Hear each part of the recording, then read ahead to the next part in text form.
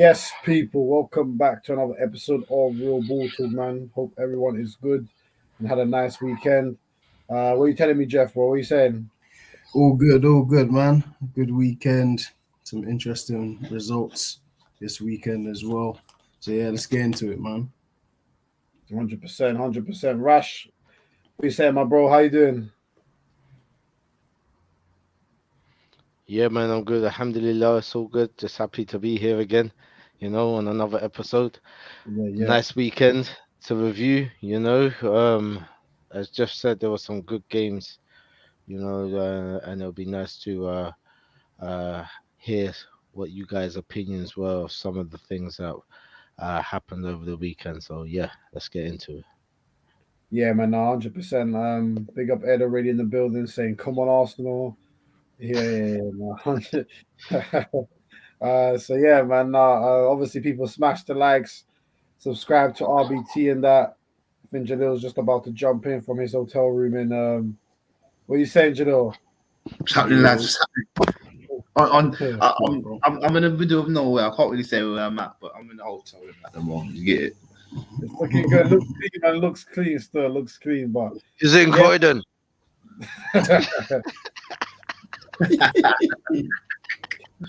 You were saying that's good. Oh, good, man. yeah, All man. good. All So good, we were bro. just about to get into it. So obviously, there was a lot of like Jeff and Rash said, a lot of big results this past weekend. Like Villa beating Man United in Emery's first game in charge. Newcastle again, 4-1. Southampton, Almiron again. You know what I'm saying? Obviously, City getting that last minute winner, even though they played with 10 men for basically the whole game or most of it against Fulham, even though it was a dodgy pen. We can get into that. But let's start with obviously the big game of the weekend. I think Chelsea Arsenal yesterday um, at the Bridge. I think for many, because they considered it the huge test for Arsenal before the World Cup break, and I think everyone can agree Arsenal thoroughly deserved to win the game. Played way better than Chelsea, dominated from start to finish. Could have been more clinical at times, but gave nothing away chances wise. I mean, we'll speak about Chelsea as well because yeah, I haven't seen Chelsea play worse than that many times against Arsenal. But let's focus on the Arsenal side first. I mean, Jalil, we're 13 games in now. Big up KD in the building, saying yeah, GG's. Big up, hey, I rate that KD man, giving us our props. You know what I'm saying? You know what I'm saying? You've been a victor for the past few years. You know what I'm saying? When Real Ball Talk have been here, you've been laughing. So hey, it's our turn. It's our turn now for a little bit, innit? But it don't mean nothing yet. But I hope you're good as well, bro. But yeah, Jalil, man, 13 games in, still top of the table, bro. Arsenal title contenders. Talk to me. What are you saying?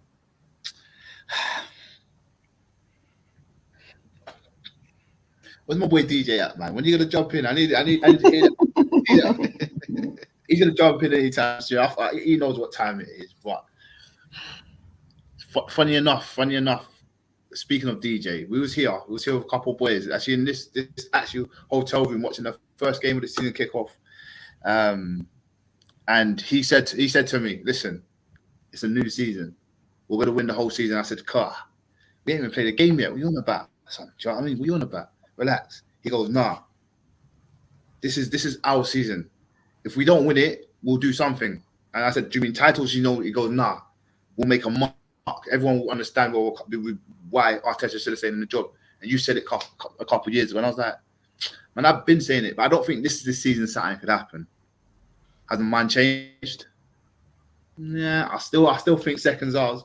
Still thought seconds ours. You get what I'm saying?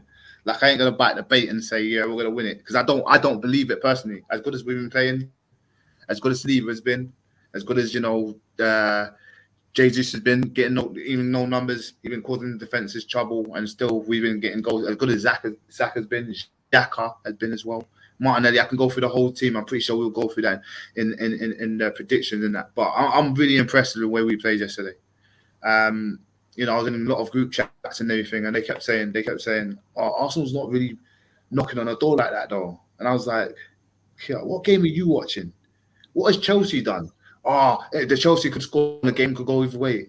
Yeah, that's all right saying that, but the game looked like ours from the get-go, from the jump. Do you know what I mean? And You know, big up man like Martinelli. He didn't get a goal, but he got a call up to the Brazil squad, and they're seeing what he's doing now. You're seeing now we've left him out. How can we leave this wonder kid out? He comes off the bed with his energy, and we need to break down defenses and that. He's the guy to do it. See what I'm saying? But all in all, I think we got to give some sort of shout to Mikel, because people were saying he was overdoing it on the sideline every time something happened. He was giving it all this and that, and you see Potter with his arm just closed like this, giving it. You know what I mean? Like, you know what you're doing. You don't know what you're doing. That's what you got your arms folded, son. See what I'm saying? Should have stayed in Brighton. Nice son, you see Brighton and that. No sand but stone.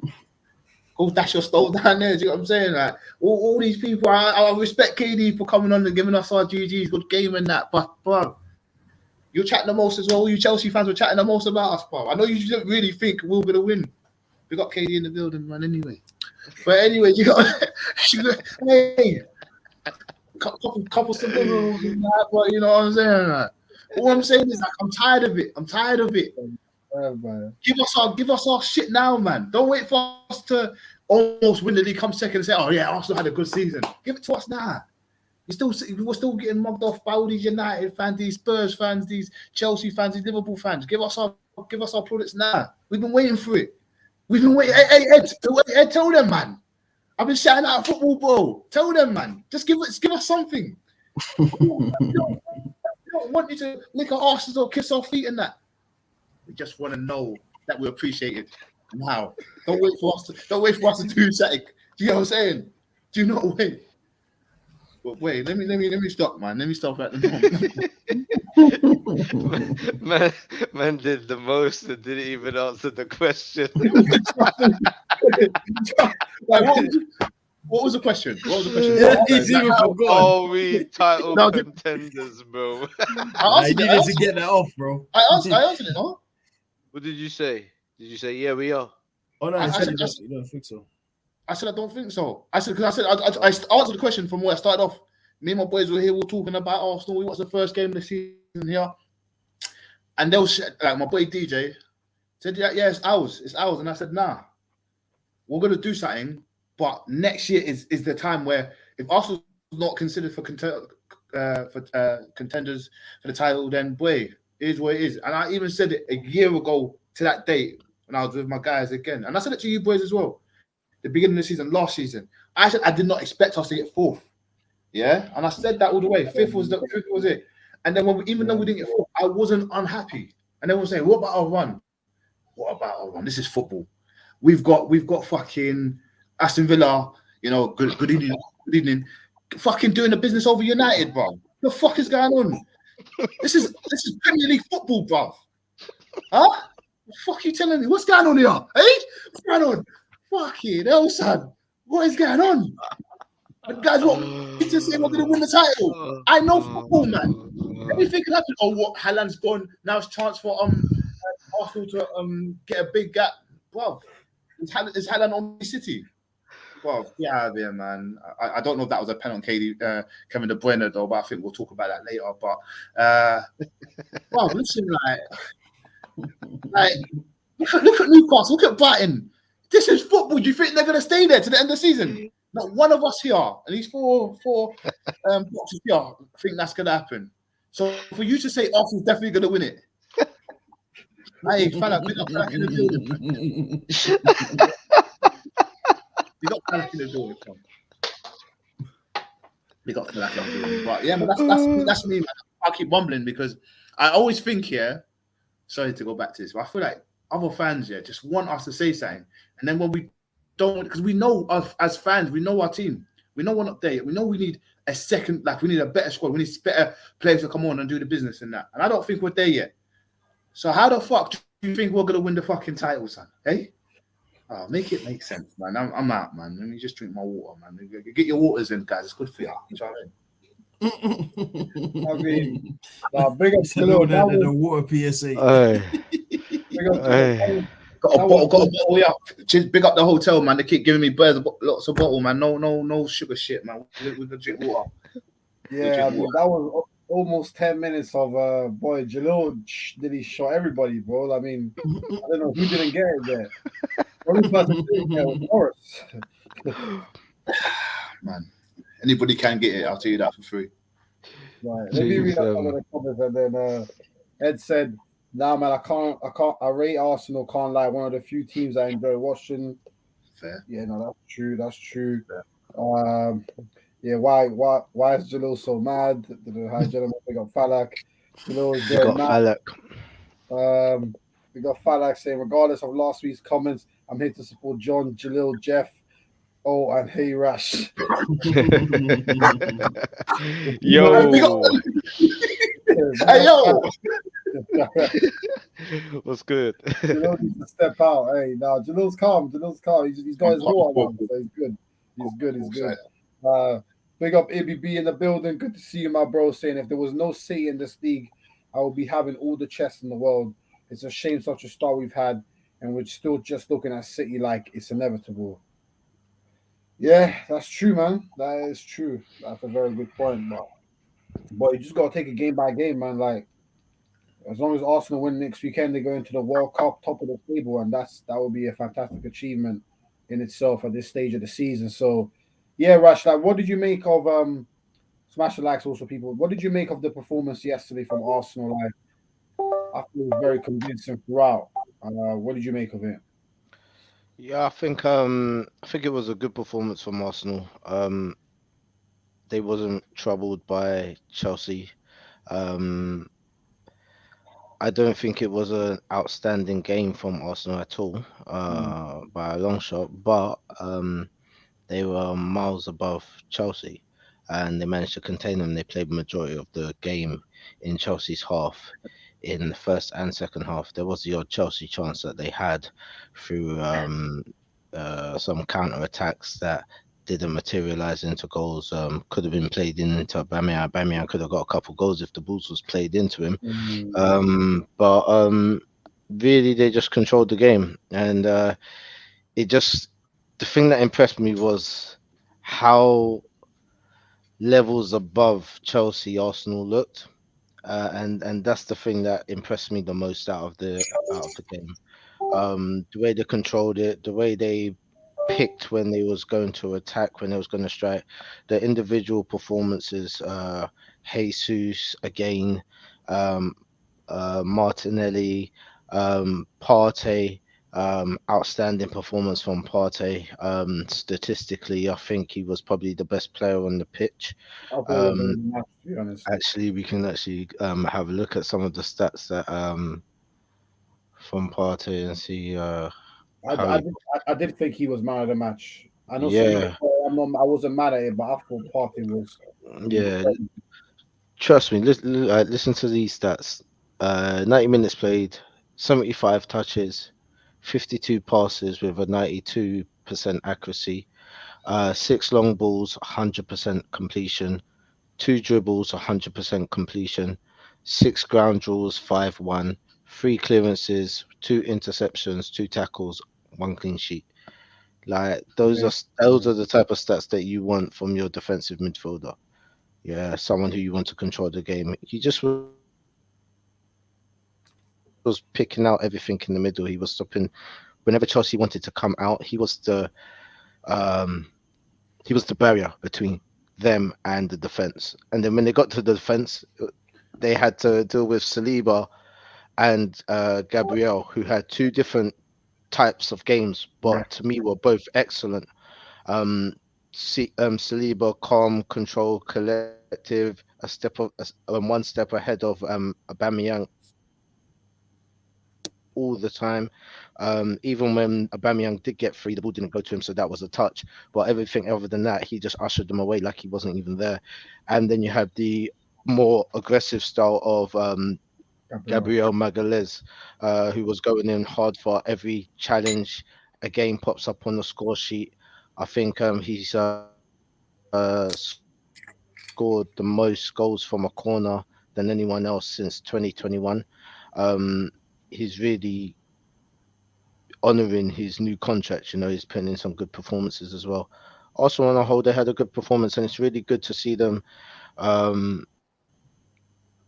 it's good to see them win, and let everyone know that okay, the problem that we had last time was against the big six or the top six clubs.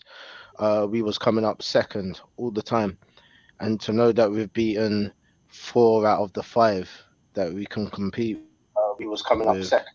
I think that is good. Or should I say three? Should I say 3 out of the 5 so far, and we still got to play Man City. Yeah. So I just think Arsenal are. I think they're on a good track. They did well, and yeah, it was a deserved win. Yeah, no, 100%. I think this comment from Ibi kind of sums it up well when he said that game felt like what I imagine City fans must feel like watching them most weeks, where they aren't at their best, but you can see that we are just levels above Chelsea. It's mad, and I do agree with that. I feel like Arsenal, from the beginning of the game, imposed their game onto Chelsea, which is usually what the better teams do, regardless of whether they hit that top level, which I don't think Arsenal did, but they were just better. Um, so yeah, I think for Arsenal was great. Obviously, we'll touch on Chelsea shortly, but yeah, Jeff, I think it's great that Rash mentioned Partey because I don't think Partey's been getting a lot of mention this season. I think perhaps partly down to some of the off the field stuff, which we're not going to speak on too much. But like yesterday, he was like it was Atletico Madrid Partey yesterday. He was everything. The amount of attacks he snuffed out, his his passing through the lines. He's got that beautiful ability to make it look like he's going one way and then just fizz it through the lines the other way. That's like, and he's very comfortable press resistance. So yeah, man, I just felt like he plays like that. He's a world class player. For me, it's that simple. So I don't know what you made of his performance yesterday. Uh, Kind of echo the same stuff, man. It's just top notch. Like, just made everything just look easy. Like, even when it was like a difficult situation, and um, looks like there's a few players around him. He was just lifting the ball over people's heads, playing 1-2, spinning out. It was all too easy, man. I think John's frozen in it. But yeah, until he comes back. Partey. It was an easy game, man. When he plays like that, he's probably top 3 DMs in the league, I'd say. And he just showed why he's so important. Like it's like you almost take a negative out of it because you think, all right, if he's not playing, who's gonna do that? Or who's gonna be close to doing that? And it's just a big drop off because what he was doing yesterday, there's not many who can do that. Like in terms of stop thought out attacks, like stop good players whilst building attacks for your own team, whilst completely running the midfield, because that's what he did yesterday. Like he kind of ran the midfield. Like Chelsea, like no Potter had a decent start, but they're gonna have like a tough year. Like all in all, in terms of even if they finish in the top 4, like they're just not clicking yet. You can see it. Like a few times, even like someone like Sterling will have the ball, he's looking up, he hasn't got the passes he wants around him, they lose it, and then we're back on him. So like what we were saying about like the way we started, like, it was evident to see like I'll say by the end of the season, like, I could comfortably say we're a good team. Like at the moment, I can say it looks like we're a good team. It's a great start, but like I think time speaks as to like how good you really are. So by the end of the season, like it looks like top 4, like we gotta be a shoo-in. Like I'll say that. Like if we go and mess that up now, like you think maybe the Chelsea game or after the Southampton game, if we lost enough, we would be like, we don't know how this may go, but our recovery has been good. So it's kind of like it's looking like at least by the end of the season, if we do what we're meant to do, then Champions League should at least be on the table. Yeah, I don't. Do you think there's any way Arsenal don't get it from here? I think it'd have to be a collapse of like. Yeah, you'd have to have a real bad January or like some injuries. Like you'd have to have like one of those perfect storm or bad storm, however way you look at injuries. Like you have to have like Ramsdale injured, Partey injured, Jesus injured, and Saliba injured all at the same time or something. As long as we can get to January, where we can get to the transfer window and strengthen the squad, along the spine, straight from front to the back. Yeah, one up front, one in the middle, one in the defense, and the one that up attack doesn't even really have to be down in the center position, I don't think, because we're getting goals from the midfield as well. As much as we want goals coming from Jesus, it's okay if we're getting goals from the midfield. It would be a different story if we wasn't getting goals from the midfield as well, and the defense as well, might I add. So I feel like if we was to add someone on the wide, I mean that you what's that boy's name again? Usyk? No, not Usyk. That's the boxer. Oh, Mudryk. Um, Mudryk. Mudryk. Yeah. If someone like him, if he could be added to the squad, I mean, they all leaked something out. One of his teammates leaked something out about him the other day, saying, yeah, he's an amazing player, and of course you would play fantastic when you know that you're going to Arsenal, when you know your Arsenal's your team. So he's just got the ability just to play without a care. So it's coming across brilliant. So if his teammates are saying that, it's kind of like something is going on that maybe we don't know about, and to add an addition like that in January would be really good. But I think a lot of people are overlooking how impactful and how important Ben White and Zinchenko was in that game as well. Ben White has been brilliant, bro, top class. Yeah, bro. Yeah, He's been like brilliant. I can't lie. He's been brilliant. every game, and Every game, man. he's got good feet. He's intelligent. He makes those runs in behind. He cuts inside as well. Like, he's doing the job and he's reading the game before it happens. Like, he has been one of the differences in the Arsenal squad. He is the reason why it's okay just to leave Saliba and Gabriel at the back alone, because of the way that he's performing just in front of them and the way that he sweeps up along the right hand side as well. I think he's been playing fantastic, and Zinchenko coming back into the squad really showed the difference of what's been missing through Arsenal's attacks as well. Like, he's actually a really, really good player. And for everyone who was saying that he's a bad signing, and even for some of us who didn't think he was such a good signing when we got him, that has been a really good signing. It has. No, it's been, and again, because Arsenal's system has been so good this season, it's been kind of similar for Zinchenko in terms of the transition. It's almost been like you've gone from two teams that almost play almost identical football. There's slight variances to how Arsenal and City play, but for him, it's very similar. So in terms of a transition, it's almost seamless, very smooth. So he played very well yesterday. He done his defensive work as well, man. Just want to say, give it up. He did what he needed to do there and everything and what. But obviously, after the comments, I wanted to touch on something. He'd be saying for the future parties 30, who can we buy that can possibly do the exact things he does so well? Not many. Not many. There's not meant to be many. There's not many, but you can only invest in someone who is young and who is moving in that direction. And like, the only person who I kind of have always thought would be nice in the middle of Arsenal's midfield would be Tonali. I really like him. I think he's a quality player, and I think he shows the aspects of being a good DM as well. So something like that. 100%. That Tonali, he's a top player. Top player, man. Big up Johnny Boy in the building. Top striker in the building. Get me involved next week. Hey, bro. Yeah, big. Don't worry, we'll get you on, bro. We'll get you on. Nothing mad. The first time people need to know nothing mad when you.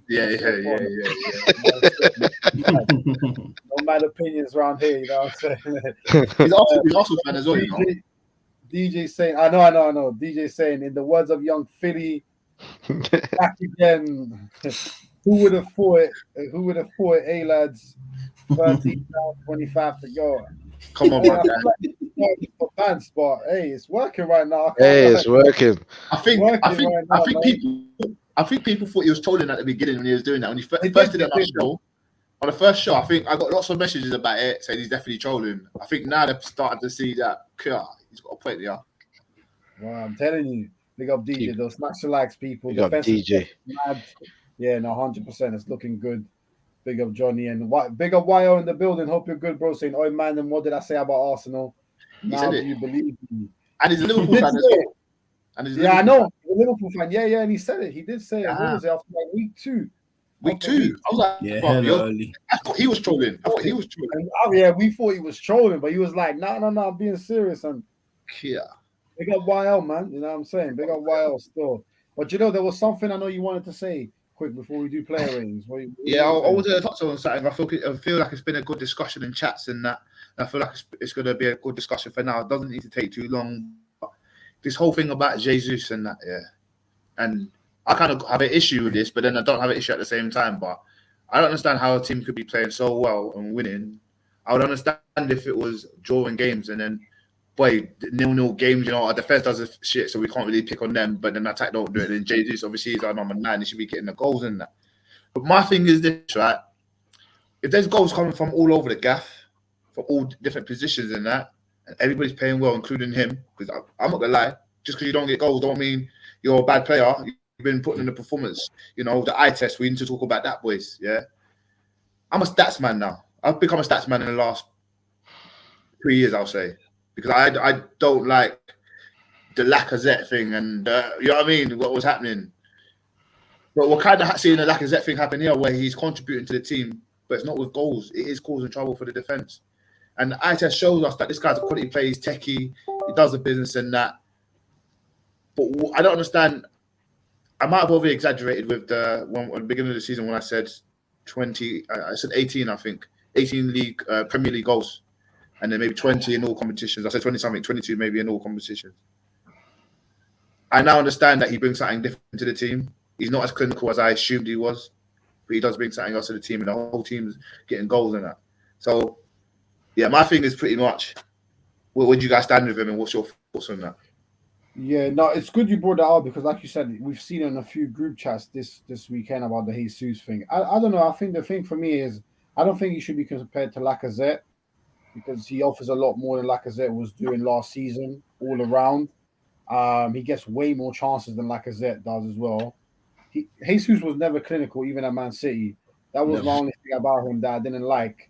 But I think Jesus should more be compared with like a Giroud at Arsenal. Because Giroud used to hold mad corn because he was never clinical. You couldn't trust him to take the big chance.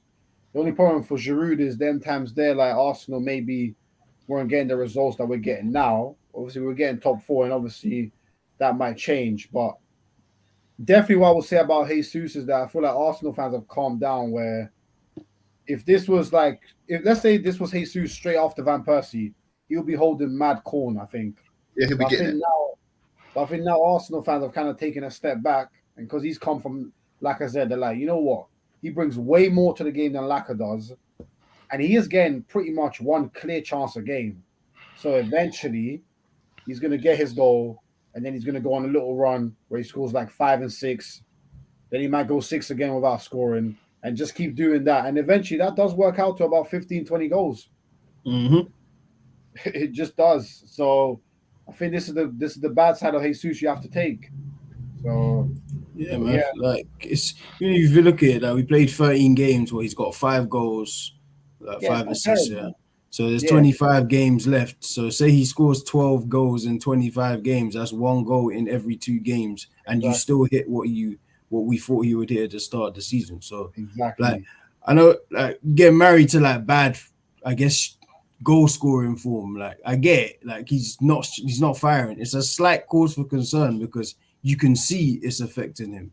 Not like in terms of in front of goal. Like he's snatching at things that he probably shouldn't be snatching at. Like even like the cross, like you misjudged it a little bit. That's why when he's doing this, like the cross is fine. Like you just that when you take your eye off it slightly, then that's what causes those little chances to miss. Like, even a few others, like the one where he went past that 2-3 man with ease, went in the box, and then Thiago Silva blocked it in the end.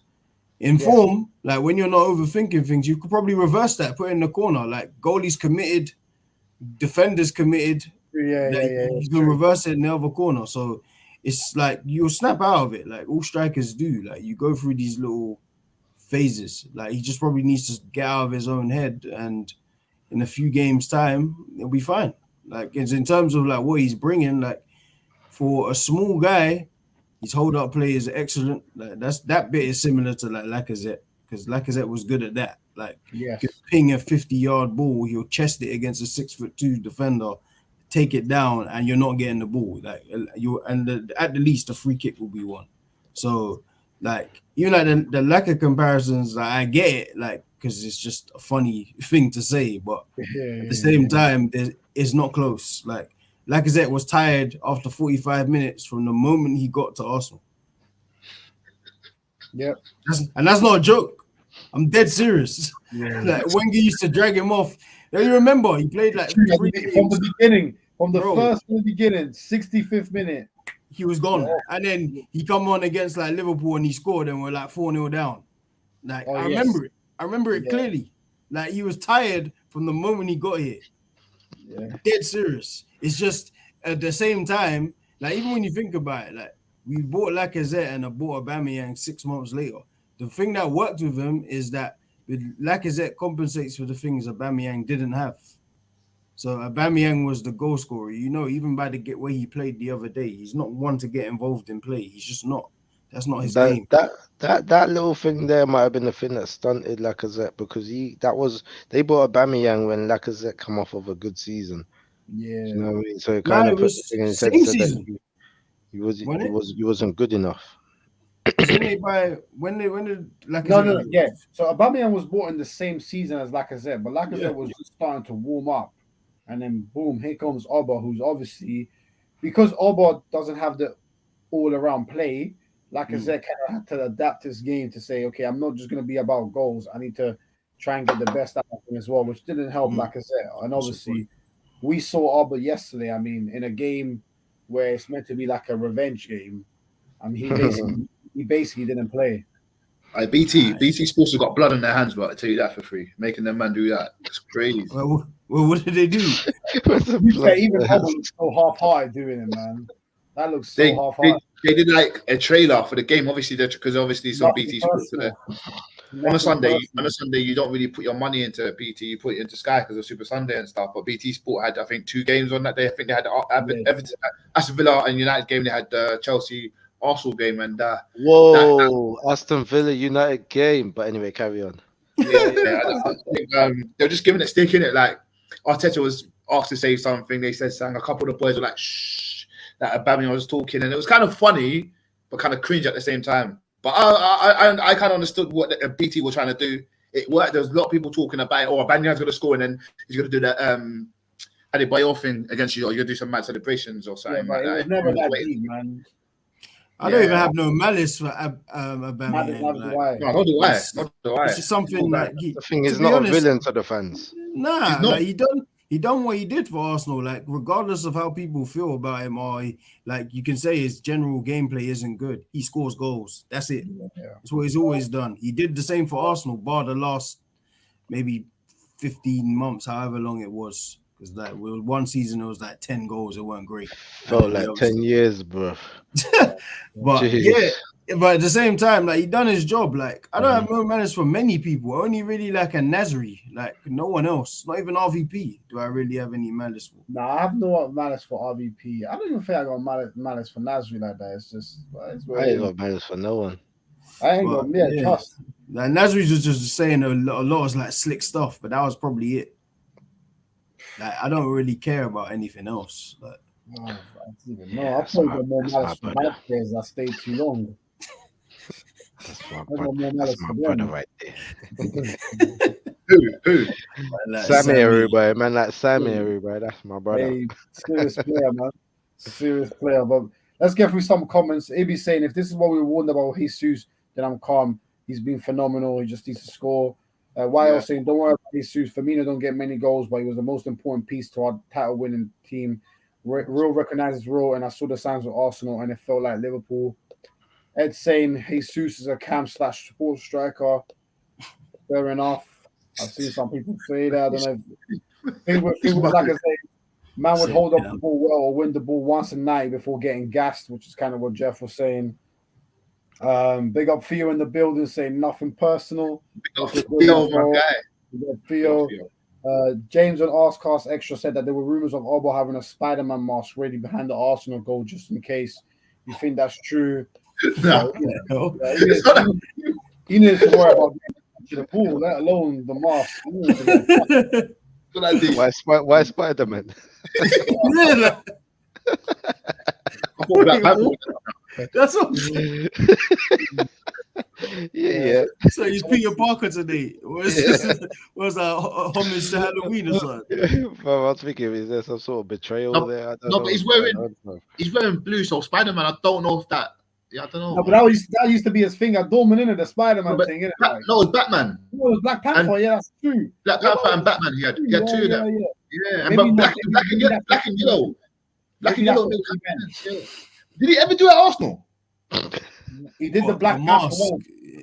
Oh, he did the Black Panther one, now? Yeah. That's when he scored and then missed, didn't it? He scored the overhead and then missed it like the 95th minute. It was all wild, man. Putting the mask and then he missed. Oh man, it's peak. Crazy. Oh yeah, man. All right, people smash the likes. All right, we'll do one. Let's do player ratings. Let's do it in literally 1 minute because we've still got a lot to talk through. So, Jalil, we've got 1 minute to do all of them. So, Ramsdale. Can't remember making a save really, like too tough like that. But he did. He didn't. His distribution was good though. His distribution was good. Was good under pressure. I mean, not like they applied a lot. All right, let me speed this up 7. Let's give him a 7. Let me hold that, man. Nothing too special. Okay, 7. Jeff Ben White. 8. Okay, Rash Saliba.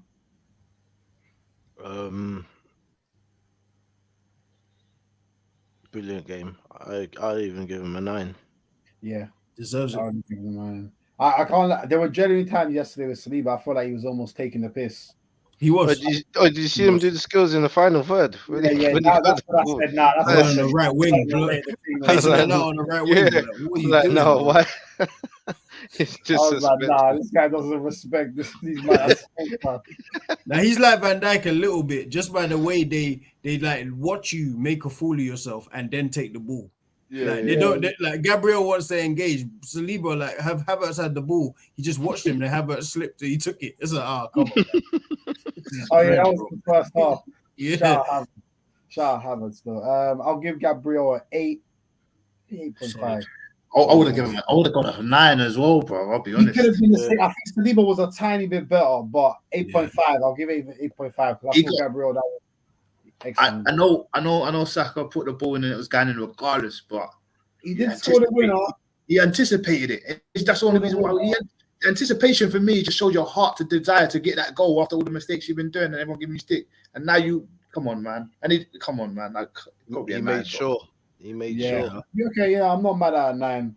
Saliba really was taking the piss. Man was step up to play someone offside and still catch up to them. Yeah, he's quick though.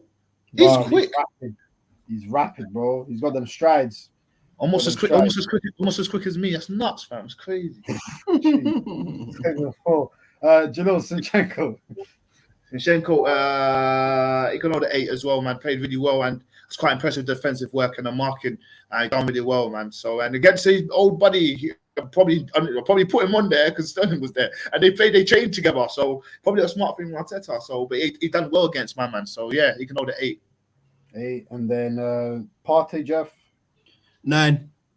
Exceptional. Played really well between him and probably Saliba for man of the match. Great game. Agreed. 9 for Partey. Rash Xhaka. Xhaka is a good game. I'll say a strong 8. Yeah. I'm surprised he never knocked someone out on the side, man. I'm happy, man. He's intelligent. He's intelligent. He was just wasting time. He was wasting time. He's intelligent. He did enough. He did enough to hold up the time and not enough to get a booking. Yeah. Nice. That's the change in Xhaka. That's the change in him. 2 years ago, he might have been in a cell. Yeah. 100. Bro, Odegaard, I'll probably give Odegaard a 7. I thought he was tidy, kept the ball ticking, but obviously I'll give him a 7. I thought he had a decent game. Saka, Jalil. Yeah, I thought he got hard done by in a couple of the stuff. Him and Cucurella, for me, it was a great battle between them two. I'll be honest with you. But I was seeing stuff like them two hitting each other, kicking each other off the ball and stuff. And then there was one where Cucurella fouled him, and then he fouled him, and then he didn't. Wait, Cucurella didn't get a card, but Zach He got a got card. booked. Yeah. I was mad confused. I was looking at it, but to me, that was a good battle, boys. I don't know about you, but I really enjoyed that, and that's probably the only consistent battle we saw all game. So. He done well, man, but he's gonna have to hold a 7. I know he got the goal assist kind of thing, but he didn't win his battle. Let's be real here. So he can hold a 7. Okay. I would have gave him a little bit more. I think he had a good game. Saka. I might give him a 7.5. I think he probably got the best of Cucurella all in all. Like, I think he just about won that battle, to be honest. Just about. Yeah, it was a good battle though. It was nice. It went a pocket though, was it? No. Nah. And they've had that battle before. Sorry, carry on. Yeah. You're right. Say again. I said they've had that battle before. Yeah. I think Cucurella come out on top. Mild. Yeah. On top. That 0-0. He did it. Him. Saka was pocketed and Tomiyasu got lit up that day, man. Yeah, that was the game. One of your concerns. Ed's saying Saka was Arsenal's second worst player after Odegaard. I wouldn't even have a worst player thing. Yeah, if you're looking at it like but if you're looking at it like that, then probably, yeah. I mean, yeah, if you're looking at it from that angle, probably, yeah. It's a very weird angle to look at it from, especially with how well they played, but I get it. I get what you're saying. Yeah. Martinelli, Jeff. 7-2. It was good all game. Stretches the right back all game. Probably could have done a few things better in the final third because a lot of the things did go through him, and he was a little bit wasteful. But hey, man, it happens sometimes. 7.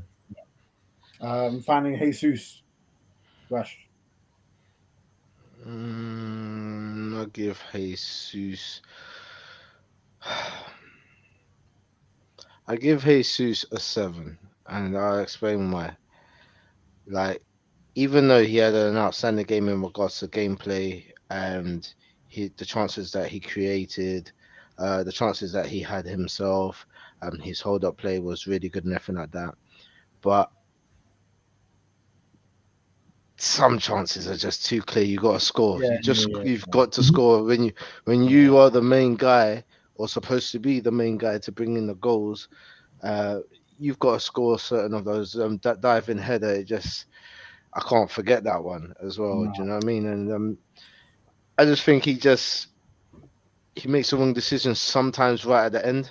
Do you know what I mean? Sometimes he should have passed instead of shot. Sometimes he passed when he could have shot, and some of the shots are just going just an inch wide, just a small little. Do you know what I mean? It's not big margins. He's not far away. I just think he's going through a little spell, which any and every striker goes through sometimes. Kane sometimes goes 2 months without scoring a goal and then wins the Golden Boot. And it happens to different players at different periods of time.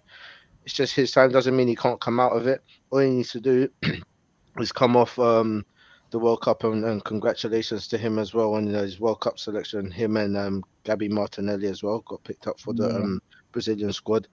Come back off that off of a high, having a good World Cup. You never know what it can do. It can change everything, and everyone's opinion will just cease to exist in regards to him falling into the same footsteps as Lacazette.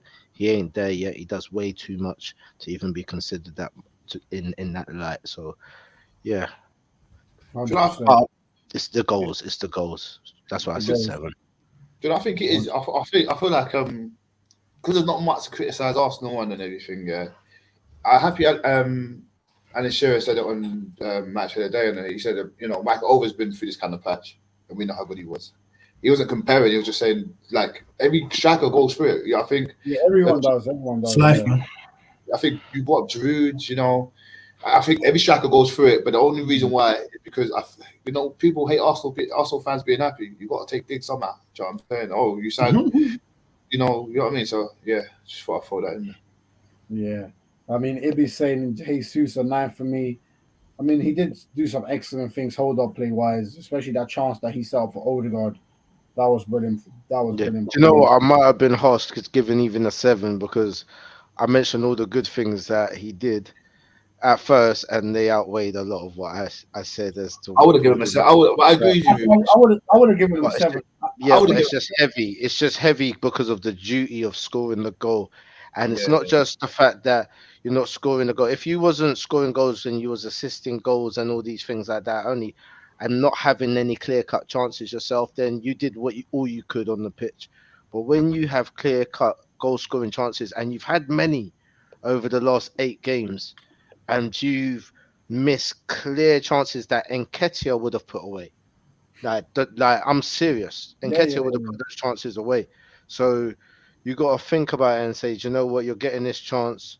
You need to be performing in that light as well." And that's why it pulled him down. So that's why I'm weighing it heavy on his shoulders.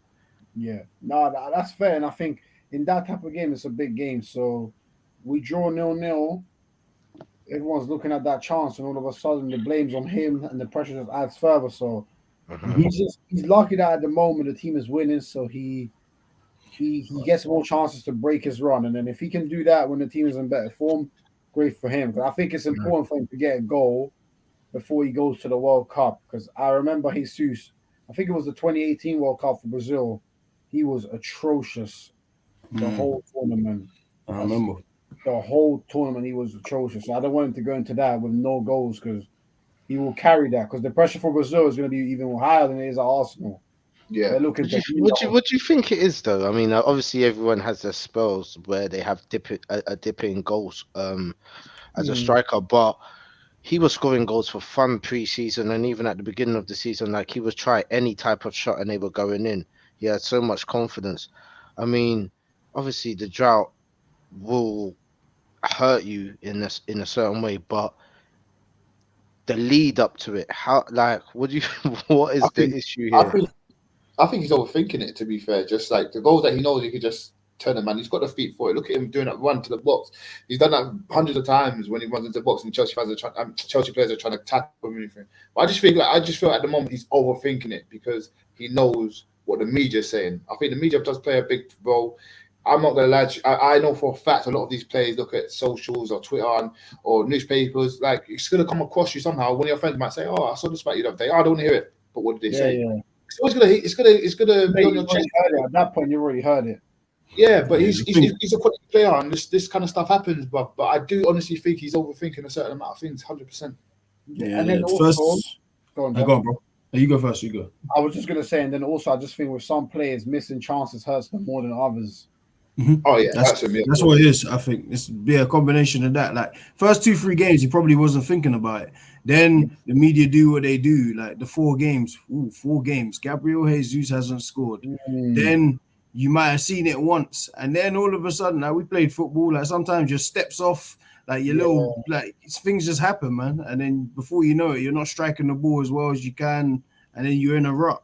And then it might take a lucky one to go in, and you're back. Like football's just like that, isn't it? yeah.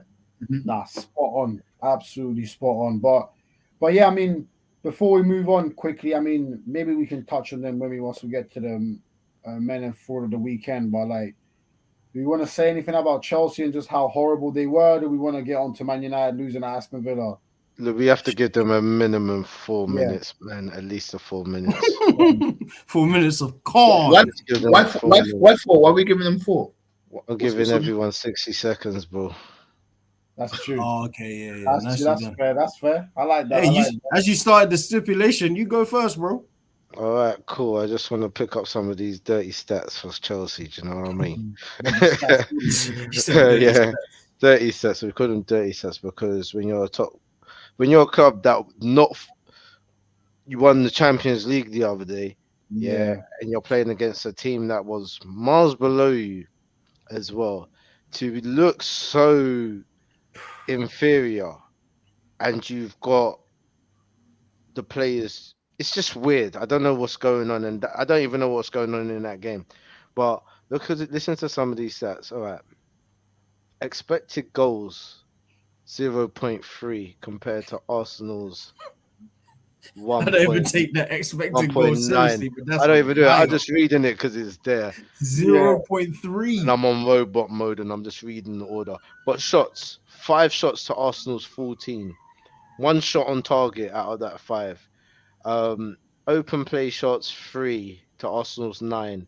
Possession 43% to Arsenal's 56. Passes 371 to Arsenal's 474. Field tilt was 33% to Arsenal 66, and that's in their obviously in their half. Final third entries 24 to Arsenal's 57. Expected threat 0. Expected threat 0. That's mad. I don't even know what that means, but that's I don't even funny. know what that means. I mean, I don't know, but it means that no one was That's scared. right. No one was. It means no one was scared. There was no threat. You had a No. gun, but everyone just kept walking. No, yeah. You ain't gonna do nothing.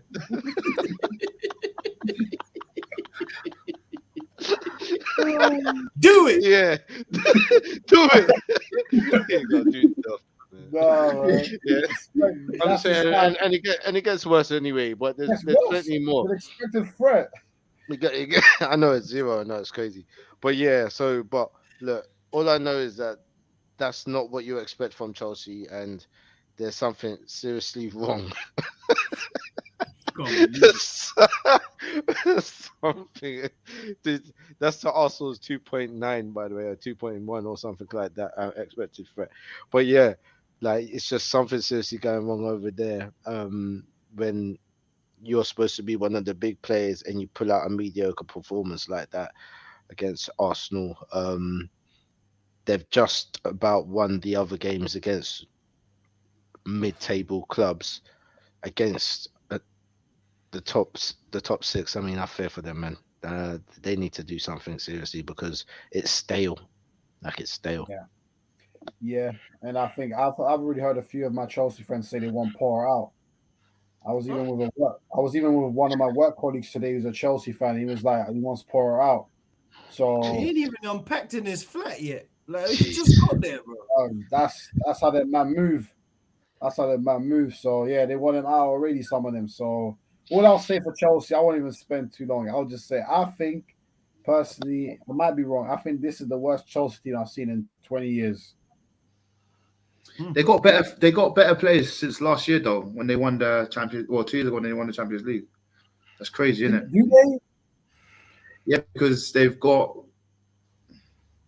They lost Sterling, Aubameyang, Koulibaly. Sorry, Is it Aubameyang an upgrade now? When you think about it, Havertz is still Well, there, so that's kind of upgrade. But on they who was- didn't. They didn't really have anyone, did they? They added. Oh, Lukaku. Yeah. Sorry, Lukaku. so again, if we're being honest, Lukaku is still better than Aubameyang. Yeah, So they didn't really upgrade. Lukaku just didn't work out. And even if you look at Havertz plays better down the middle. Rush said at the beginning of the season he wasn't sure about Koulibaly. And now Koulibaly's been dropped. Navas Potter. And Navas Potter, yeah. Navas Potter. So that's why he's now on the bench for Chalobah, even though Chalobah's a decent player. But you'd think Koulibaly would, walk into that team. So I don't know. I think like Rush said, there's something funny at Chelsea. Like a lot of players that just seem to be very iffy. Some fans already want Potter out. So yeah, it's a bit of a mess. I saw that they go. Who did they have? They got Dortmund in the Champions League, innit? Last 16. I mean, with the way they're playing now, that's a big tie. That's a serious. That's a 50-50 tie. What do you guys think about Potter though, man? Do you think like he's not ready to do the job, or do you think it's kind of like fans over exaggerating and they need to give the whole system time because he's done the business at Brighton? I'm not gonna lie to you, that's one of the best Brighton finishes we've seen in a long time. We know his philosophy is stuck because they're still playing the same way. So what do you guys think? Do you think, he's got to go, man? Are we so? I don't know. We're like that. No, I don't think he needs to go. I don't think he needs to go. I mean, he's just got there. But I just think Chelsea need to sell some players. And they need to change their hierarchy. This bully guy only got a director of football 2 weeks ago. So you just been making decisions. Literally. Literally. Bro, this is I own the business, and then I'm the salesman. Like, I understand if it's a startup. This is a full functioning business, and you're trying to do every job. So you're the kit man too, my guy. Like, bro, relax. Like, it doesn't make no sense. But that's the thing. But it's important for Chelsea to like try and get like Champions League football, because I know they're one of the teams that's like after someone like Jude Bellingham. Even though I think Jude Bellingham is smart enough, where I don't think Chelsea's the team that suits him. I feel like he needs to be more like, I don't know, one of them historic clubs type of thing. I'll just go funny, or maybe Man City. I heard someone say he might be going to City, which would be That'd be scary. be mad with Very scary. what Pep could do with him. Yeah, but yeah, I'm just gonna keep saying this until it doesn't, until he's removed. Loftus-Cheek shouldn't be in the Premier League ever.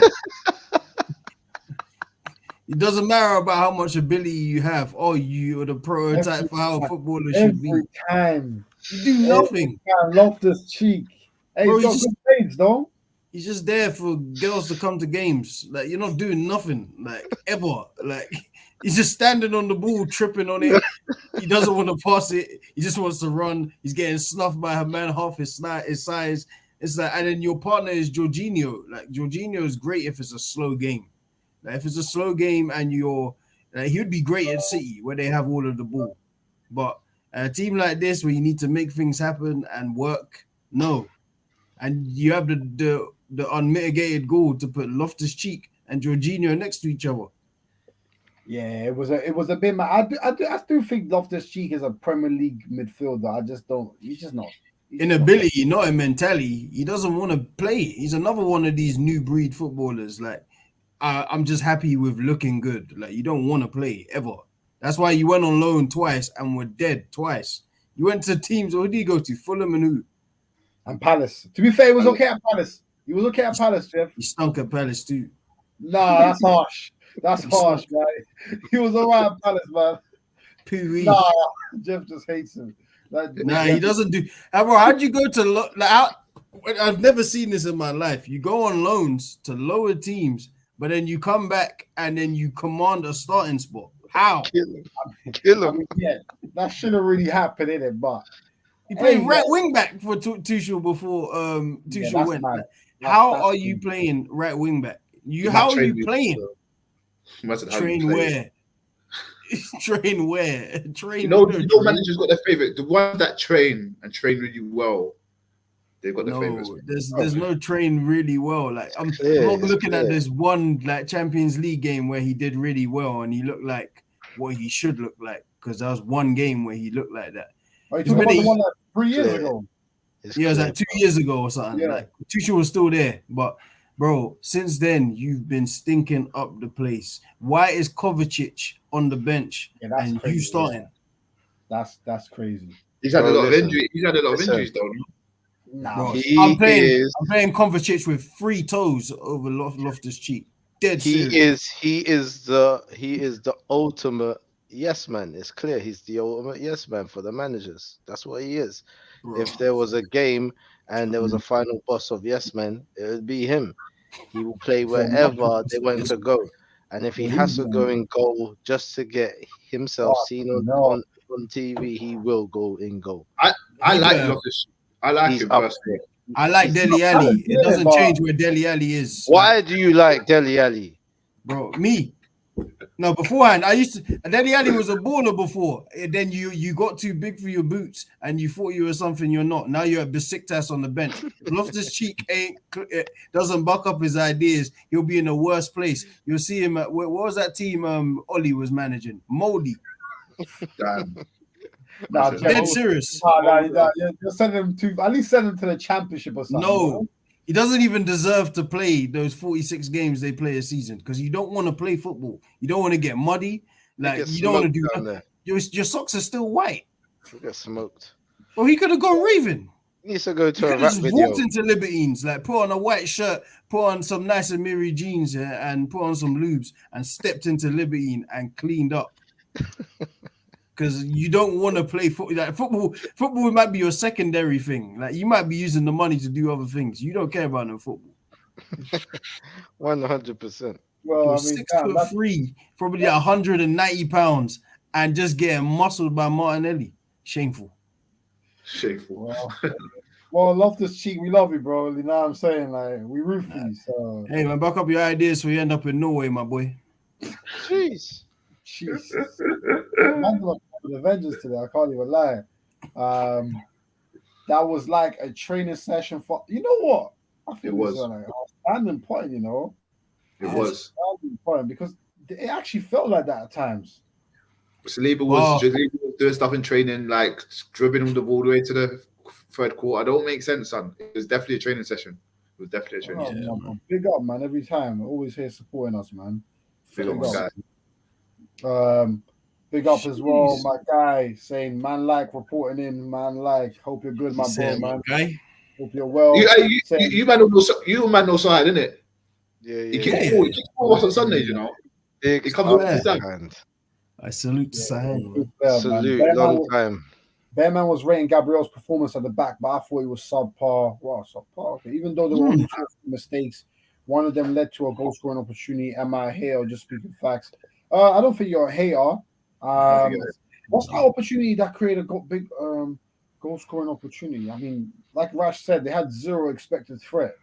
So now there was the one where Havertz messed up the cross, but and no one was worried, and nobody was worried. There was no threat. No one, bro. I just saw Havertz.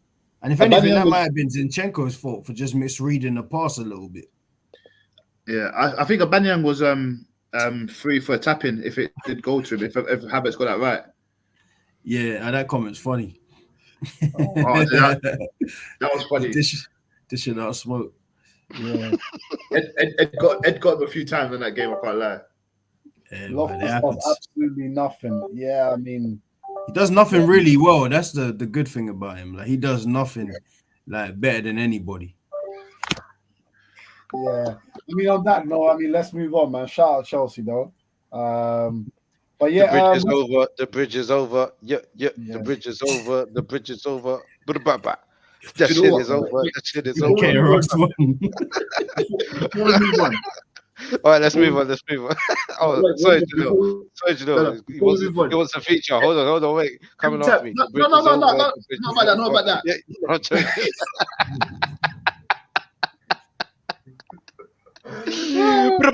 Yeah. Every time Arsenal beat Chelsea, I always get in every group chat. I think there was like 40 of this. 3 seasons on the trot. Let them know. No, it's the guy who walks past the Chelsea, the black geezer. You support Chelsea? Chelsea, yeah, I support Chelsea. Fuck Chelsea, what? Fuck Chelsea. What? What's your what? That was funny, man. I love that video. So much. I watched every single time. Even like 10 people from the same group chat sent it in. I watched it every single time. Sorry, sorry. Downloaded it 10 times. But listen, people, smash the likes. Let's get to 20-25 likes by the end of the video. All right, let's move on to the Man United game because obviously Emery first game, Aston Villa beat Man United 3-1. But yeah, like, what did you guys make of that game? It looked like, to be honest, I felt like Villa won convincingly. To be honest, sure did. Like, I think, so yeah, like obviously, I think Salah's shooting off. About to run a game because my Sunday regulars are scared of a little rain. Hey, we're not scared of rain, bro. Don't wake up that late. We're never scared of rain. Pew, pew, pew. We'll see you this Sunday. Don't worry. We'll see you this Sunday. In the group chat, I think someone said that, if it rains, the game's going to be called off or something, and Ed said nah. And then, I don't know. We're playing on 4G, man. Come on, man. Yeah. But yeah, man. So yeah, United losing 3-1 to Villa, man. Do you know, like, quick force, what did you make of that game, bro? Like, yeah, for United. Yeah, I don't know about you, man, still, but I predicted United to win. I think I did 3-1 in my predictions to United because they were on such a good run. You know, Rashford's doing the part. Man, like even Fred's been looking half decent. You know what I'm saying? Dalot at the back has been good.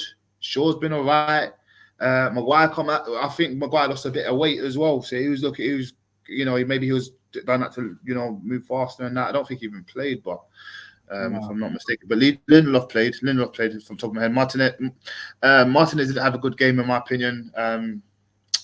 Yeah, I had United to win, but unfortunately they didn't. And the guy that I think should have got sacked so soon from Arsenal, one game in. I know, so it's hard to say because he could lose the next 3, 4, 5 games. But the fact that it was United he beat in his first game made it the more sweeter, my guy. The more sweeter.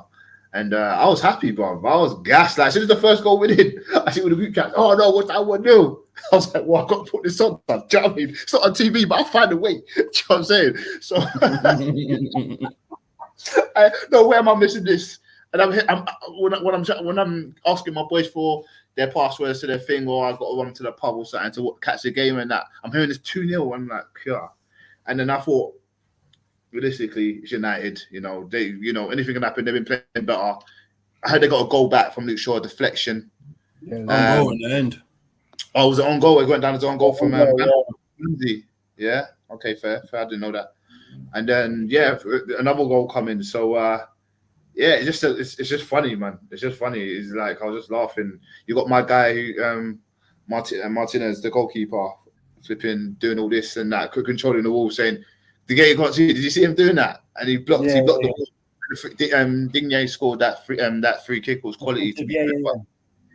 I think they should be getting that, and that was a week on for me. I was bigging up there as well. So I just thought everyone's in form at United. They haven't really lost. They had a good run since beating us, Liverpool, and I thought, 100% gonna have it. But just to reiterate again, bro, like I was over the moon when I heard that it was my man's first game. He started beating them, and I see him looking. He's just like this with his glasses. All I got in my head was like. I see the group chats just chatting shit, like trolling. You know what I'm saying? That's the best feeling because they do that to us. You know what I'm saying? But all in all, man, they got Aston Villa, man. It seems like, and I didn't know because for me, Leon Bailey was kind of like that player who came from the Bundesliga and hasn't really hit the ground running. He scored a few good goals when he first come in that, but I just didn't really see him doing the thing. And what's the fella that was linked to us, the Argentina fella come from Norwich? He looked the part. He looked. Yeah. He looked the part. I like him. But then I think what tops off the day for me, I don't know if you lot saw it, but Mings, this guy's a nut. He's a nutcase, bruv. Why are you scrapping? I did see it, Why are you scrapping Ronaldo? Why are you scrapping him in the ball? You see that? Yeah, of course. I started crying. I was like, what the fuck? Just like, let him go. And he got it was funny. Ronaldo put him down, innit? Did you see that? Ronaldo put him down on his ass. I started laughing. It was wild. It was funny. But yeah, man, what a game, man. And why not to end it off with a few WWE wrestling news, eh? So yeah, it was all good, man. Oh my god, I'm just watching this now. This is stupid. What, you just seen it? Yeah. Bro, Mings is a nutcase, bro. Like I think the Prem would be the Prem this season without the guy. Like he's crazy. But the way he got up afterwards, like nothing even happened. He didn't even go to the ref. He didn't go to the ref. He didn't say, hey. He didn't go, hey. He just walked off. Like, when he hit Ibrahimovic. Yeah. Ibrahimovic. The guy is just a complete buffoon. Like, complete. Ibra going back, though. Back. Yeah, he gave him a swift elbow. Elbow. Beautiful. Made it more nutty. Do you know what I mean, fam? No wonder Gerrard stripped his captaincy. This guy can't be trusted to lead men. Do you know what he plays like? He plays like a Sunday league player when the ref's not looking. You know, he had them scraps at the back when you find the strap. I do that all the time, so I understand. But seeing him doing the pitch and then getting up like nothing happened, I thought this guy sounds not right. He's not even sorry about it. Mad. I don't know, man. But yeah, Rash, what you got to add at United, man? What are you saying?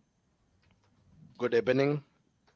I want to say that Unai is back, bruv. Unai is back. And what is he doing? He's doing what he does best, slapping up United. Yeah. I think for Villa to show that sort of performance on his first game, it's going to do a lot for them in case of morale, and their belief as well that maybe they can believe and say, okay, Gerrard was the problem. Even if he wasn't, They've got something to pin the problem onto, and then draw a line underneath it and move on and say, okay, well, he's not here. We've got him, and he's onto something. We can kick on, and maybe that will do something and change the mentality over there, because they were obviously stinking up the league again, and we've seen them stink up the league beforehand, and they ended up getting relegated. So it's good that they managed to find some sort of form at the weekend. I think we need to speak about Ramsey. Um,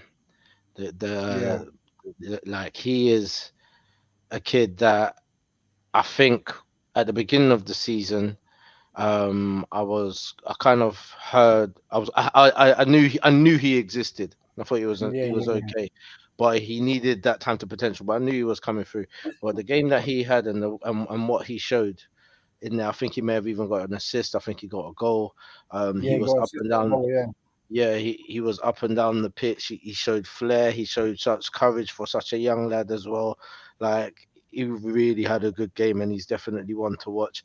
But it's really good that Unai Emery, he managed to see that sort of player there and say, "Do you know what, I'm going to give him a chance." And Unai's like that. He was like that at Arsenal. He saw players, and he said when he first came to Arsenal as well, "I don't care what was going on before. I'm giving you a clean slate." Remember, that's why Ozil got himself back in the building and then got himself kicked out again. Do you know what I mean? But it's just really good to see that sort of performance against United, because United are trash.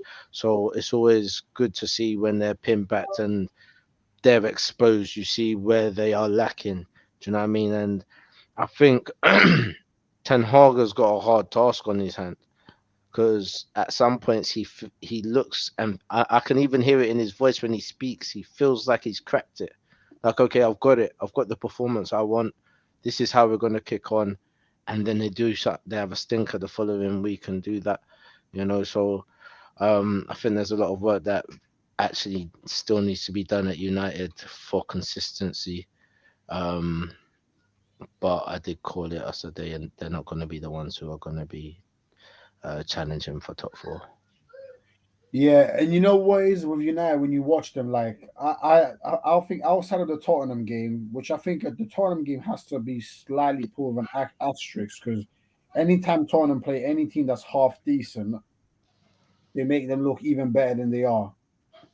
Tottenham have literally done that with every team this season. But outside of the Tottenham game, yeah, like West Ham, United got lucky last week. Like Newcastle at home, they drew, they stank that game. Even against Arsenal, they didn't play better. They counter attack well. Against Liverpool, it was just full on counter attack. I haven't watched United once this season and really thought, yeah, they're looking really good. So I think United are just going to be an up and down roller coaster ride this season. And I think that's going to continue. And that's why I think, bro, I'll be honest, like, if Newcastle obviously next weekend, I don't know who's Newcastle's last game before the break. Saturday next week's the last day in it. So Newcastle have Chelsea at home. Newcastle's at home. That's a I put some respect on Almiron's name. Respect to Almiron. We all disrespected him last week. Let's not do that, man. Yeah, that's why I'm saying. That's what I'm saying. No, I did. I don't care. I did. I'm gonna. He's not gonna get head of respect. You get me? If I had a chance, I'd. Yeah. I forgot Jeff. I think John was the only one. If John, I'm not saying John was the only one that. I don't rate Almiron. I didn't send them like you man sent. I really like that goal, man, and I like your consistency. Keep it up, man. Well done. Yeah, man, keep it up, but it's 4 years late. But hey, man. Maybe it's now, isn't it? Maybe it's now. Yeah, when your contract's about to end, it's true. Jeff just patted him on the back while stabbed him on the back. It's been 4 years. Yeah. Salute to him, man. He's been playing well. That was a very good goal, but at the same time, like, bro, like, I'm not gonna give you over ratings because you're in form. Like, you're just in form. Like, you get highlights or credit for being in form. You're not now a good player. He says he's not a good player. He's all right. He's all right. He's cool. He's all right. Yeah, I think he has to keep doing it. But I think, like, so Jeff, let me ask you, like, Newcastle this weekend. Let's say they beat Chelsea at home. They go into the break third in the table. By the time the next game is, it's basically January when they can then buy. Mhm. Do they then have a proper chance of actually getting top four? I'm gonna say yes. I think they actually do have a chance because when you look at it, they've lost one game. Like Yeah. they don't lose. Like And that even was if that they game at don't, Liverpool. They got, what was that, yeah, 98th minute winner? Yeah. yeah. So even that, like, it's ahead of schedule because you think like you knew Newcastle would be a threat. Like this season, I probably had them. I think I had them top 6. I'm not sure, but I think I they're had ahead of Liverpool. there. Yeah, I think they're ahead of. I can't remember what. I think it was, I might be wrong, but yeah, they're ahead of schedule. Like even like Isak's injured. Isak's out to the new year. Callum Wilson's in there running amok. Like he's having fun. Yeah. Like Almiron's on form, and St. Maximin has only just come back. So they're doing all of this without their best player. Like And Trent, Trippier is Trippier's flipping. good. Trippier's And the Wood. best right. Was he the best right back? Best He's right up back in there. the Premier League Yeah, he's statistically. definitely up Probably. there. No, Stats he's wise, number one. He's number Even one. performance wise, he's been solid He's every been game. Like brilliant. my Brilliant. thing with Trippier is he used to be dodgy defensively, but Yes. going to Simeone and that, he looks I think like he's he's a fixed that. Yeah. much better defender. And then you got the Botmans, and then you got Bruno Guimaraes, who's like their star, and one guy who I didn't rate at Arsenal, but he looks very, very comfortable. Joe Willock. Well, I say at starts Arsenal, he did. every week. Yeah, like he's like Joe Willock, like on the ball. I was just like, he just makes too many bad decisions. Like even though he's a young player, but he's getting better. Like he's got a real knack of arriving in the box too. He looks better on the ball. Like He always Newcastle are had going to that, be you a know. problem. He always had that arriving in the ball in the Yeah, box. Yeah, he had that. He had Yeah. that. Yeah, he had that. It's just a bit erratic with his gameplay, but overall, like I say, yeah, Newcastle could definitely be a shot at top 4 because if you haven't got some maximum back and your 60 million pound striker is out and you could still buy, then you could and you've got a good manager too. They're gonna then get a good striker. They Believe kind of me. got one. They've They got got Isak. that. Yeah, I know, Wood as but well. Wood. Yeah, I know, but Wood is. He scored. I don't think he's like levels. Wilson's No, he's good, not. No, but he's injury prone. Yeah, and that's one He's thing a that good you can't striker. ignore. So you need to have a backup, and for a team like that, they're not going to go for someone mediocre when they got the money. Do you know what I'm trying to say? I think they are a dangerous squad, and I think when we done our predictions in the beginning of the season, I said that Newcastle is the one to watch. Yeah, Yeah, that was just another bullshit. yeah, and they're showing it. You know, they're looking really solid. They're good at home. I think they've only have they only lost? Is it One game. They haven't lost at home. I don't One think. home? game, They they haven't. haven't lost at home. I think they didn't. I haven't think they didn't even concede at home for a long time, and then they did after a while. And like they're just really playing really good football. But with the quality players that they do have, and the manager that has finally been given a chance to show what he can do with a team of quality players, look, it's just showing, and they're broken into the top 4 for the first time in however long. You know what I'm trying to say, and let's see if they can stay there. I mean, they're playing like a team that can, and with so many teams that would occupy that top 4 spot, not playing good football. You've got Liverpool, you've got Chelsea, you've got United. Tottenham aren't playing good football either. You know, so it's there for the taking, and 100%. they could do something. Yeah, I say this like one player I want to actually give a shout. Dan Burn. Dan Burn got bought in like January. He looks awkward, like because he plays like left back sometimes. He's like 6'8" or something. Like it just looks crazy, but he shored up their defense, obviously as well as like Botman and Trippier as well. But like he'd be someone who don't get any plaudits ever. Like he's just one of those guys you just look at and be like, eh. But And that's the he's thing, been like, really good.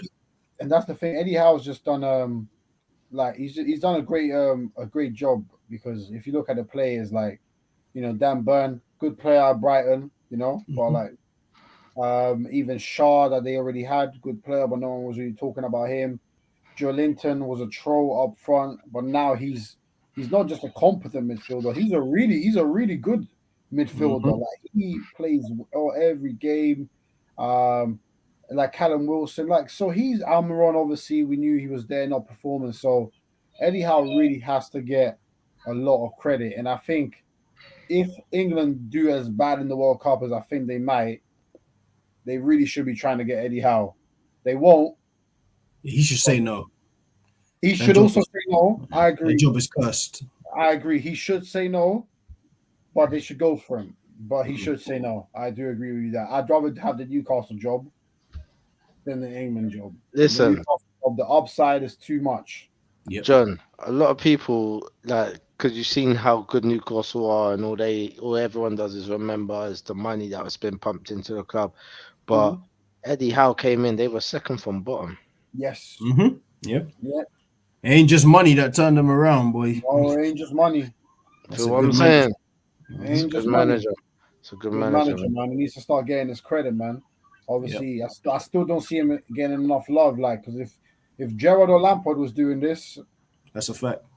And boy, that's one conversation we probably should have at some point. 100%. Like, why are we so married to these players that when they're players and we automatically think they're going to be good managers? yeah, Mm. And 100. why do we give them the limelight that they don't deserve? Yeah, Yeah, because even Gerard, like I gave him his props at Rangers, and then you find out there's a mastermind behind it all. And then when that guy left Villa and went somewhere else, he went QPR, then he starts to struggle. So exactly. it's now QPR are fourth in the championship, and he's out of a job. Exactly. And yeah, no, that's a great point, man. That's a great point. But I mean, let's quickly just finish up before we do man and forward, just talking about the Spurs Liverpool game. Obviously, it's Liverpool winning 2-1, both goals from Salah, great finishes. Spurs again played pretty bad, to be honest. Maybe they were decent second half, I guess. But obviously Liverpool, I think, were kind of sitting back because they had a 2-0 lead.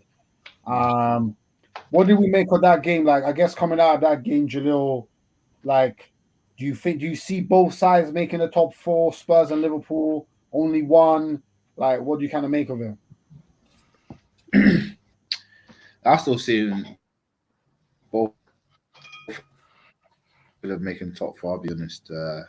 Despite the performance, Oh, you despite the feel both performance. are I making mean, it, yeah? I only got to catch bits of the game. Yeah, I think they both make it. I think they both make it. I think. I mean, if you was to ask me to go for it again and give you my new predictions, I do change a few things, 110% based off the official first quarter, and I do put Arsenal second. I did put. I have them. I think I had them fourth when you initially asked me. So I do have things changed a bit, 100%. With Spurs in their squad, I see them coming back and doing the business, and I see Liverpool as well doing the business. It's just the other teams around there. They're going to be battling with. I personally think.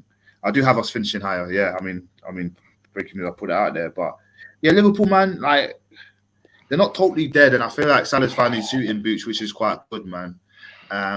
You know, and we're being real, we're being honest. It was him and Mane was the reason why they've been so successful. Obviously, the whole team, you know, they had a good midfield and good defense from Van Dijk and Matip put there and everything. But you know, you don't win games without scoring goals, and Salah did that last night. So you kind of got to give him that credit. But yeah, Liverpool 100%. Spurs, I mean, come on, man. Spurs, as dead as the way they play is like, and how poor it is, and they've got a guy who's in goal who likes to drink every now and then. I think we should still give them the respect they need in terms of that. That you know they will finish. They will finish on top, man. Conte like ain't gonna back down. And I saw his comments after the game, him taking shots at Klopp. I don't know if you boys managed to see that at all. No, what do you say? Let me find it.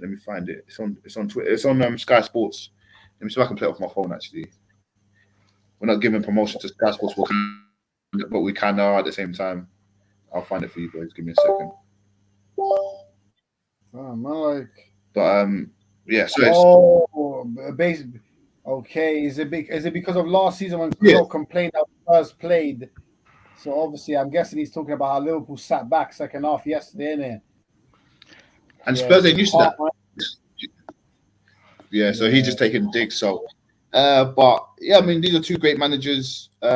You know, Klopp might be getting excited. I mean, I wanted to ask you boys something as well about Liverpool. You know, they're getting new managers, but do you guys feel like Liverpool's never got the money that they asked for in terms of buying players and stuff, or even getting wages out there? Because I think Liverpool fans, their excuse was always that, oh, you got these teams like City. The reason why they're always finishing above us is because they put money into the players they bring in. But then, don't they do that as well? Today, you know what I mean? I mean, I don't know. I think obviously I saw that today they've been put up for sale. Liverpool spent. They've spent money like they've used money that they got from their assets. So yes, their net spend is better than others. But I think obviously City, yeah, it's hard to compete with City financially. But Man United have spent more money than Man City in the last 10 years, and they are nowhere near in the same stratosphere as Man City. Mm-hmm. It's not just money. It really, really is not. It helps. No one will deny that, but I think that's just Liverpool fans making excuses, which sounds like Liverpool fans. See, to a degree, I hear what they're saying, like in terms of like the spend, because I guess earlier when Klopp was there, they spent money, even if it was smaller amounts, like the Salahs and the Manes and whatnot, like it was still 30 mils here and there. Yeah, But I guess off the back of the season they had last season and like being close again, but no title. Like the Nunes signing, all right, you could say that Klopp might maybe misuse the money. That remains to be seen. But you should have a centre mid. Like that should have been a given, like to me, because like Henderson, you saw like signs of him falling off last season. Like his legs are going. Milner is 36. He shouldn't be your first sub. Curtis Jones shouldn't be playing. Like no disrespect to Curtis Jones, he's a decent young player, but you're lucky to be getting minutes here. So like you should have chased to go and get a Bellingham. Like you should have broken your back to go and get a Bellingham. So like if you are someone like a Klopp, if he's probably got the support he wanted in the last probably like 18 months, especially, he's probably gonna say no. Like because even like the Mane thing, I don't know if that was a Klopp thing or that was a Liverpool thing. If I'm Mane and I put in 5 years of pain, I shouldn't be on £120,000 a week. And you shouldn't even come and question me when I ask for 280, 300,000 a week because I've put in work. Like there's a reason why we won a Champions League and we're pushing City every season. So you shouldn't lose someone like that over something that's probably a little bit trivial. Because like Mane, we saw what happened. He didn't say too much, but sometimes not saying too much is saying a lot. Like he gave like a little sign of just like, yeah, I've been mistreated. And can you argue? Like, if I asked for 300K, I came here when we weren't anything. And by the time I'm leaving, we're Champions League.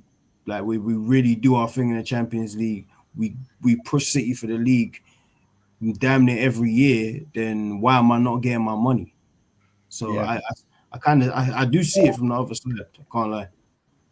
No, I agree with that. I agree with that 100%. 100% agree with it. But Rash, just quickly, before we wrap up, Spurs and Liverpool, do you see both of them making top four, just one or neither? What are you saying? For once, John, I can say I don't give a damn. I don't care. I don't care about them, man. Yeah, I don't care whether they make it. I don't care whether they don't make it. I don't care, bro. Yeah, man can't see them, man. There. Listen, all I am saying is this, is if Tottenham continue to set up the way they are every game as if they're playing against Real Madrid and they've got some sort of ultimate assault approaching, they have got problems. Because one thing that teams need is respect and authority on the pitch. And if everyone knows that when we play you, it don't matter whether you're playing Arsenal or it don't matter if you're playing West Ham, you are set up to defend. Yeah. That's going to just allow people to get into your face. You can't be playing on counter attack. You can't be starting a game with no attackers. How are you starting Kane with no one to back him up? No one to back up. No Son, no Kulusevski, no Richard. Oh, all right. Richarlison's injured. I don't know what's going on. No Lucas Moura, no Kulusevski supporting.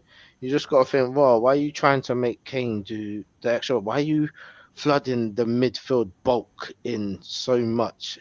Like when you know you need a bit of flair and aggressiveness against a team like Liverpool, because if you act scared, they're gonna show you, they're gonna be on top of you all game, and that's how they're gonna play.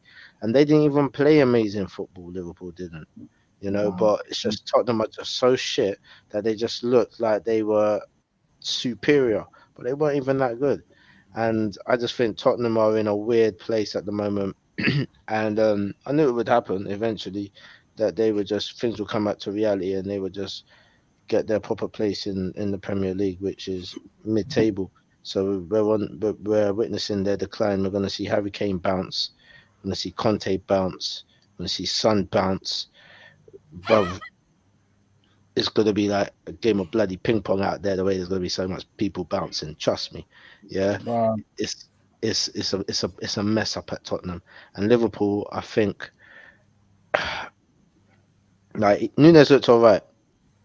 He looked all Played right. well. And yeah, he played well. He looked all right. And I think that's one of the games where he kind of looked like he was probably the major threat, even though he didn't score. He was the one giving Tottenham the most problems for a very long time. And obviously, he got the assist for Salah as well. And Salah doing what Salah does. Yeah, man. But yeah, do they finish top four? Who knows? I don't care. I just want us to win.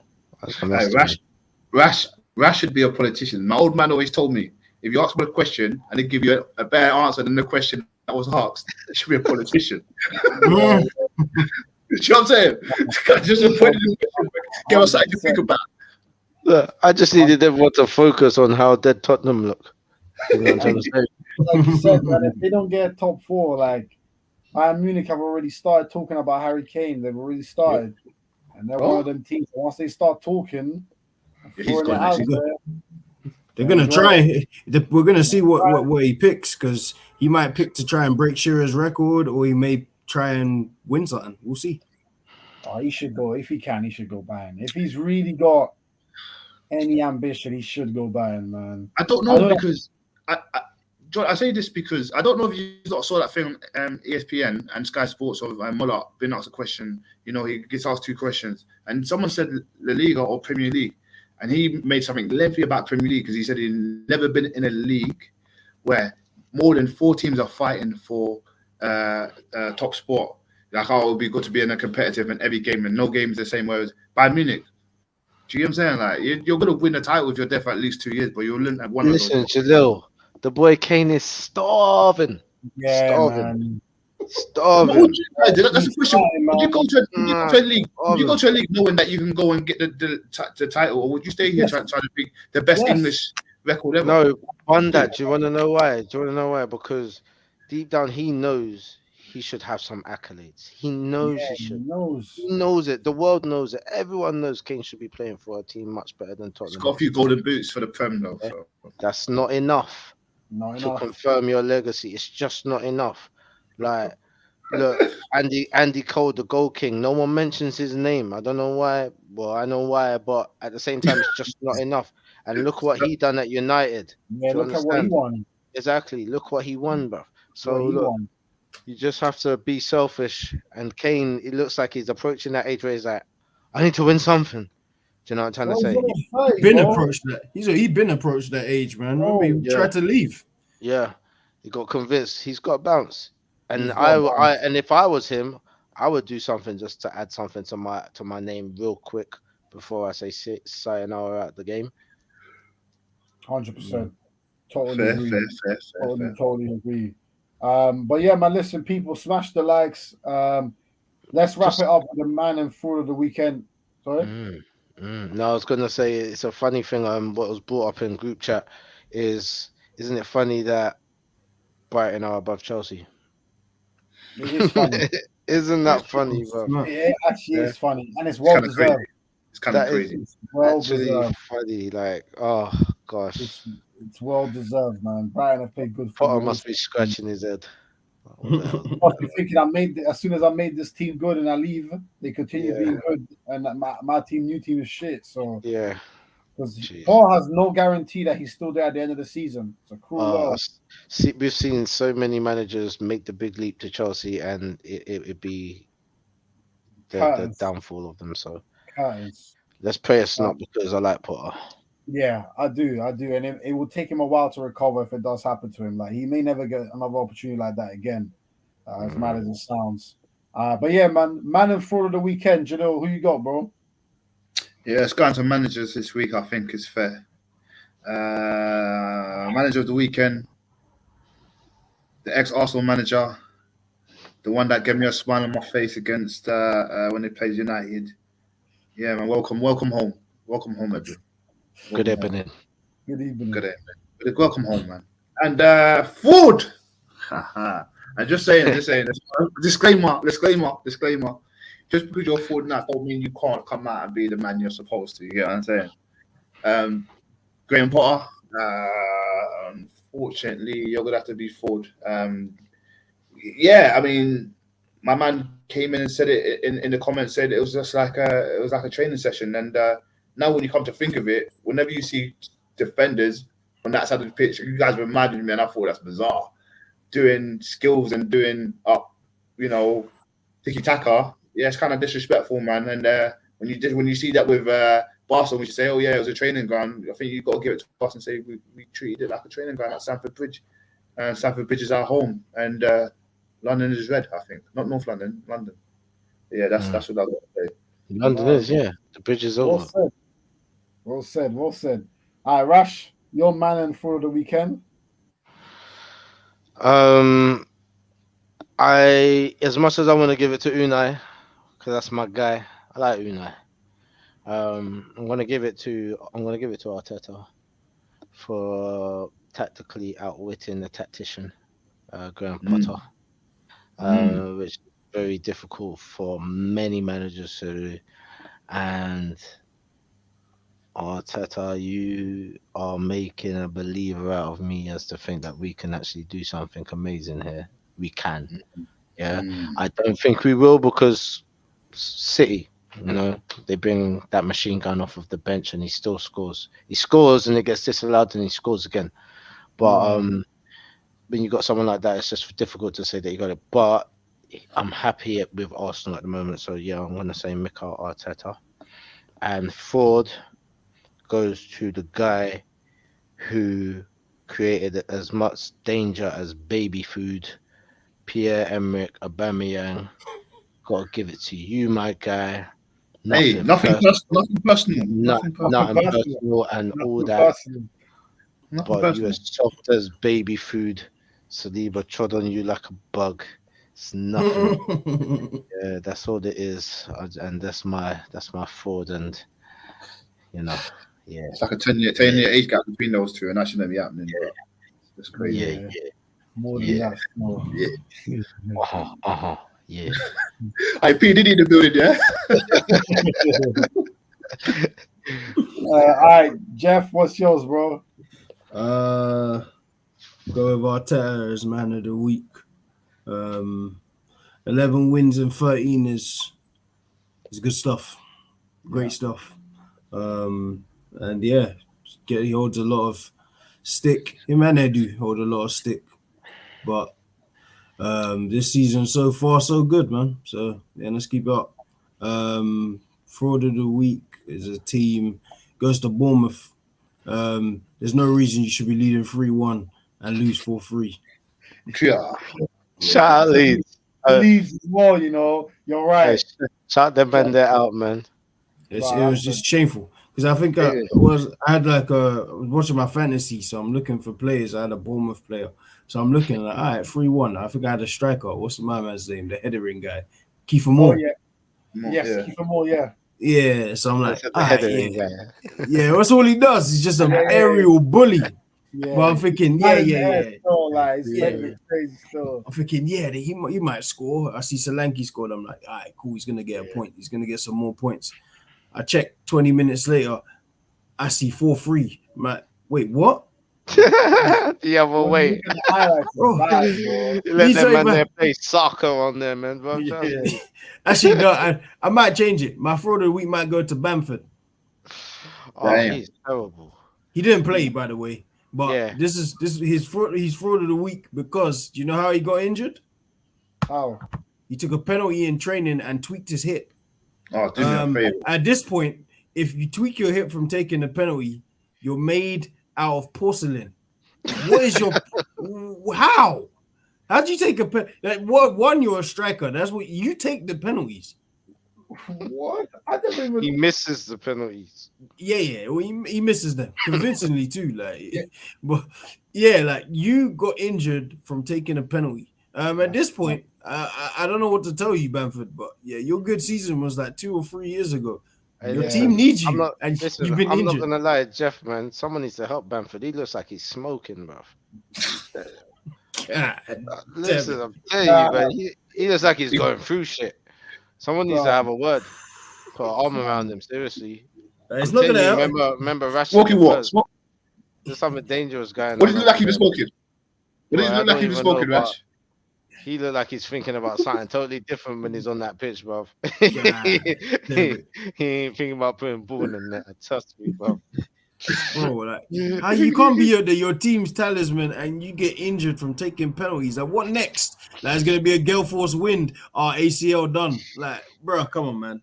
Bruv, he plays football as if he's just woken up out of bed. Yeah. Puts I on the bet. Yeah, he's jersey. one of them, man. He even Like, brush his teeth yet and all that stuff. trust Sleep me, in his man. eye.